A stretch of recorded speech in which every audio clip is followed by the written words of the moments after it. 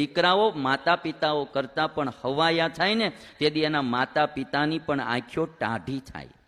આપણે એક સંતાન હોઈએ ને તો દીકરા દીકરીઓને મારી એટલી વિનંતી કે આપણું જીવન એવું જીવાવું જોઈએ કે આપણા બાપાની છાતી ગજગજ ફૂલવી જોઈએ, આપણા મા બાપની આંખો ટાઢી થવી જોઈએ. આપણું કર્તવ્ય, આપણું જીવન, આપણી વાણી, આપણું વર્તન એવું હોવું જોઈએ કે આપણા જીવનથી આપણા મા બાપ રાજી થાય.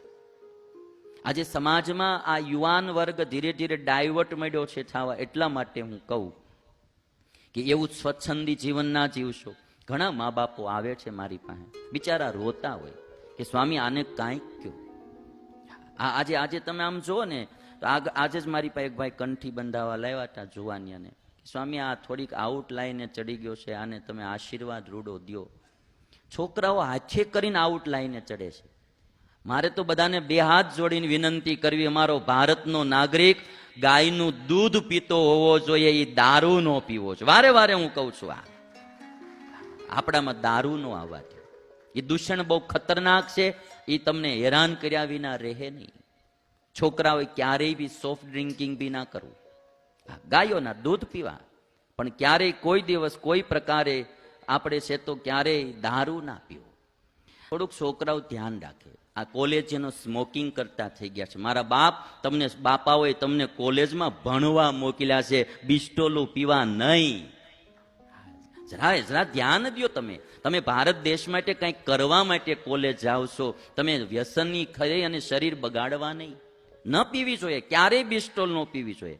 જુવાનીઓ અટાણથી શું કરવા ટોબેકો અને તમે એ નિકોટીન તત્વને શરીરમાં ઉતારો છો. એટલે મારે ખાસ તમને, અને હું તમને એટલી વાત ચોક્કસ કહીશ કે આ કથા દ્વારા ગામ જે કહેતું હોય કથાઓના અસરો નથી, મને તો આમ ચોખ્ખી નજરે દેખાય છે. આ કથા સાંભળી હજારો યુવાનો વ્યસન છોડે છે, આજ અબોલા છોડે છે, ઘરના કંકાસ છોડે છે, જન્મ જન્મની આંટીઓ હોય એ છોડે છે. અને આજે મારે તમને એ કહેવું છે કે યુવાનો એક આમ નૂર હોવું જોઈએ માલપા, કે આમ દીકરાનું એવું કામ હોવું જોઈએ ને, એના બાપનું એને એમ થાય કે મને ભગવાને દીકરો કેવો દીધો, મને ભગવાને દીકરી કેવી દીધી, એવું ગૌરવ થવું જોઈએ.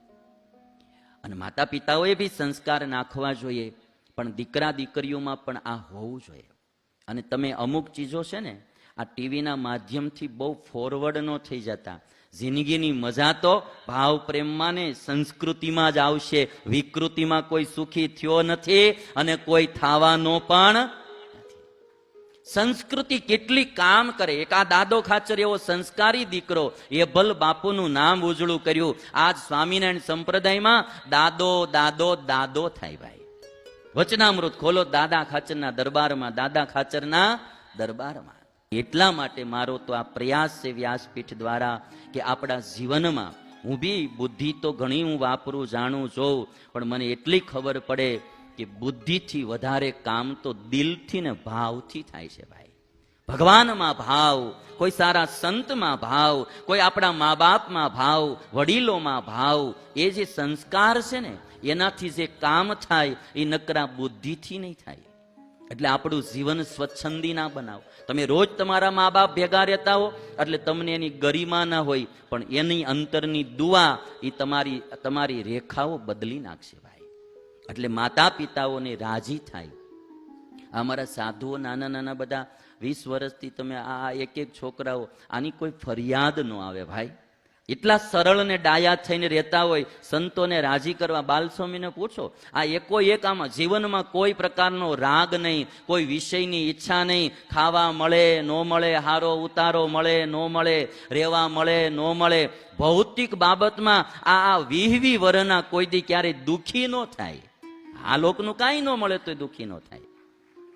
આવા હારા સાધુ હોય ને, મને તો મારા જીવનમાં એટલો જ આનંદ આવે કે ભગવાને મને જેટલા સાધુ દીધા છે ને, આજે તો મને હોના જેવા સાધુ દીધા છે. એક એક સાધુના જીવન આપણે જોઈ, કેવા નિષ્પૃહ સાધુ, કેટલા સરળ સાધુ. અમારે જનમંગલ સ્વામી છે, જિંદગીમાં કોઈ દી ક્યાંય રાગની ચીજ ન દેખાય. હા કે ભાઈ અહીંયા આ આસક્તિ થઈ કે આ જોઈ, કોઈ ભૂલ ન હોય કે એને આટલું આ ખોટું કર્યું કે એને આ કર્યું. અમારે સર્વમંગલ સ્વામીને તમે બધા જાણો, એનો દેહ આ સત્સંગને અર્થે એને હાવ ઘસી નાખ્યો.